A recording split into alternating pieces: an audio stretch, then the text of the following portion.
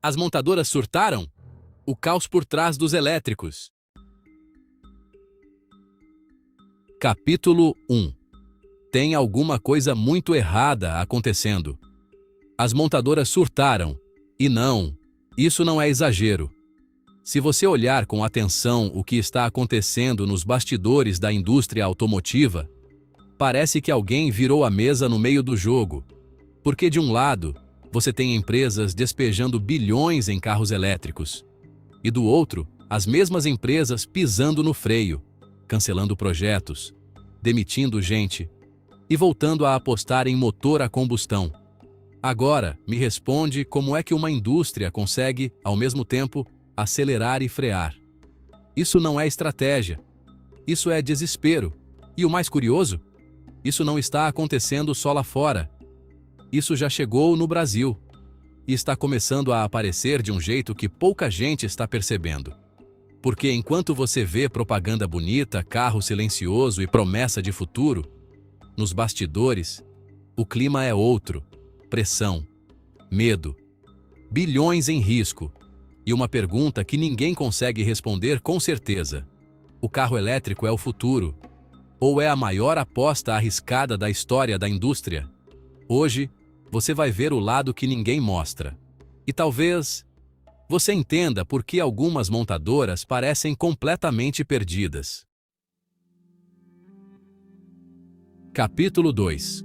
O maior all-in da história automotiva. Vamos começar pelo óbvio. Nunca, em toda a história, a indústria automotiva apostou tanto dinheiro em uma única tecnologia. Nunca. Estamos falando de bilhões. Não milhões. Bilhões. Montadoras tradicionais decidiram que o futuro seria elétrico e começaram a jogar tudo nessa direção. Plantas industriais sendo adaptadas, linhas de produção sendo encerradas, motores a combustão sendo aposentados, funcionários sendo realocados. Tudo isso baseado em uma ideia: o elétrico vai dominar. Só que tem um detalhe importante aqui. Essa decisão não foi totalmente natural. Ela foi acelerada, pressionada, empurrada, regulações ambientais mais rígidas, pressão internacional, metas de emissão e, claro, narrativa. E quando uma indústria inteira muda de direção por pressão externa, existe um risco. O risco de acelerar mais rápido do que o mercado consegue acompanhar. E é exatamente isso que começou a acontecer. Capítulo 3. O problema que ninguém esperava. Agora vem a parte interessante, porque na teoria, tudo fazia sentido. Carro elétrico é mais eficiente, mais limpo, mais moderno. Só que na prática, o consumidor não mudou na mesma velocidade. E aí começou o problema. As montadoras produziram, investiram, apostaram alto. Mas a demanda não acompanhou na mesma proporção. E isso gerou um cenário estranho. Estoques crescendo, descontos aparecendo, margens diminuindo. E executivos começando a ficar nervosos. Porque quando você coloca bilhões em um projeto, você precisa que ele dê retorno. E rápido. E quando isso não acontece, a pressão vem, interna, externa, do mercado, dos investidores. E aí começam as decisões que parecem contraditórias. Uma montadora anuncia carro elétrico, outra cancela.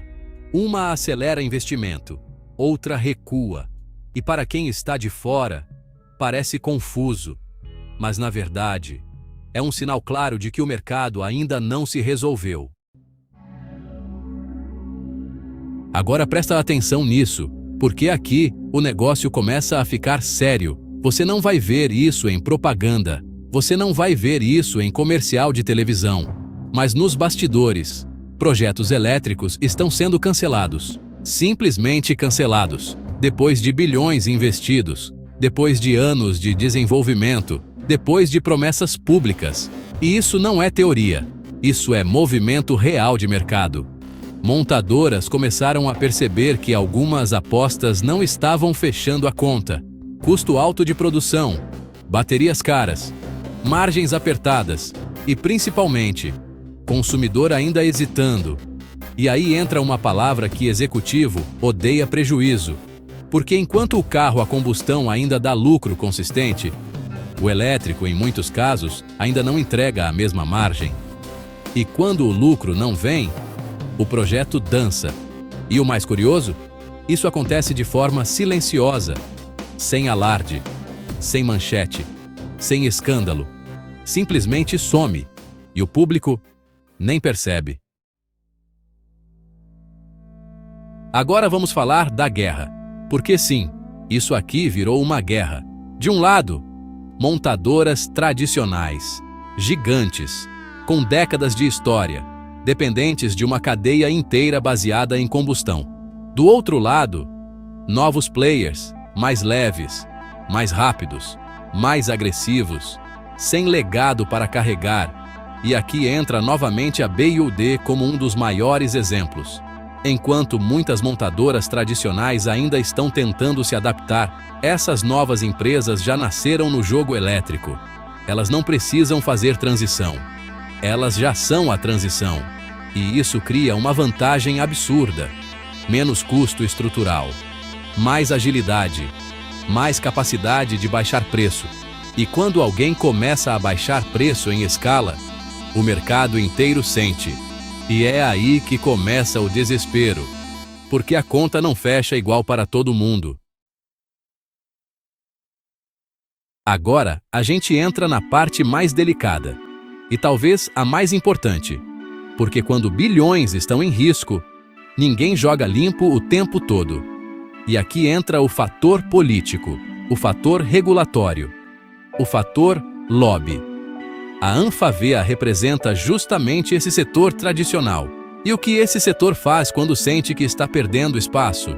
Ele reage, pressiona, negocia, tenta influenciar regras, e isso aparece de várias formas: discussão sobre imposto, taxação de importados, regras de incentivo, narrativas sobre infraestrutura insuficiente, questionamentos sobre sustentabilidade real. Tudo isso começa a surgir com mais força. Agora presta atenção. Isso não significa que tudo isso é mentira, mas significa que existe interesse envolvido. Muito interesse. E quando existe interesse, a informação nunca vem totalmente neutra. E aí o consumidor fica no meio desse tiroteio.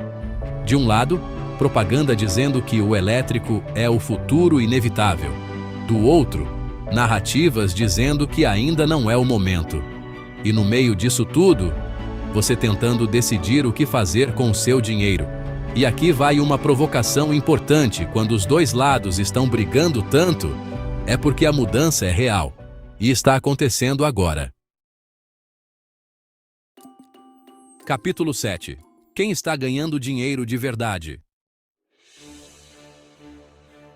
Agora vamos sair da narrativa e entrar na realidade.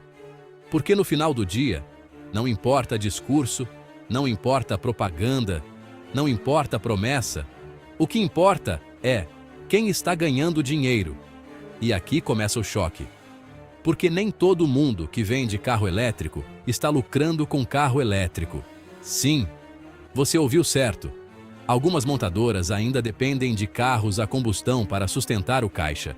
O elétrico, em muitos casos, ainda está em fase de investimento pesado. Ou seja, ele não é o lucro, ele é a aposta. Agora olha o outro lado. Empresas que já nasceram no elétrico, como a BYD. Essas empresas têm uma vantagem brutal. Elas não precisam sustentar duas operações ao mesmo tempo. Não precisam equilibrar passado e futuro. Elas já estão posicionadas onde o mercado está indo. E isso muda completamente a dinâmica. Enquanto uma empresa tenta migrar, a outra já chegou. E quando isso acontece, alguém perde espaço. Capítulo 8. Existe uma bolha se formando? Agora vem a pergunta que pouca gente tem coragem de fazer. Será que existe uma bolha no mercado de carros elétricos? Vamos pensar juntos. Investimentos gigantescos, expectativa altíssima, pressão política, corrida tecnológica e, ao mesmo tempo, demanda ainda se ajustando. Isso te lembra alguma coisa? Porque já vimos esse filme antes em outros setores. Quando muito dinheiro entra rápido demais, antes da maturidade completa do mercado, existe risco. E não é um risco pequeno. É risco de correção, de ajuste, de empresas que não vão conseguir acompanhar, de projetos que não vão se pagar. E quando isso acontece, o mercado se reorganiza. Alguns sobrevivem, outros ficam pelo caminho. E aqui vai a parte desconfortável. Nem todas as montadoras vão atravessar essa transição da mesma forma.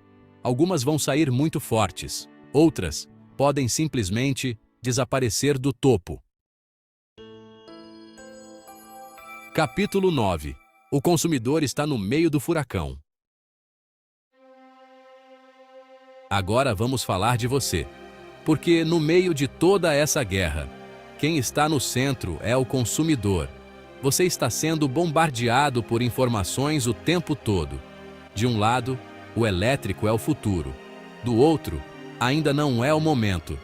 De um lado, economia absurda. Do outro, infraestrutura insuficiente. E, no meio disso tudo, você tentando tomar uma decisão racional. E aqui vai a verdade que ninguém fala com clareza. Você não precisa escolher lado. Você precisa entender o seu uso. Porque a decisão certa não é ideológica. Ela é prática. Se você roda muito, principalmente em cidade, o elétrico pode fazer muito sentido. Se você depende de estrada constante, talvez ainda precise pensar melhor. Se você tem acesso fácil a carregamento, o cenário muda completamente. Se não tem, já complica. Ou seja, não existe resposta única. Existe contexto. E quem ignora o contexto, erra. Agora vamos fechar isso aqui da forma mais direta possível. As montadoras surtaram? Não. Mas estão pressionadas como nunca. E quando uma indústria inteira está sob pressão, decisões estranhas começam a aparecer. Idas e vindas. Apostas agressivas. Recuos inesperados. Mudanças de estratégia.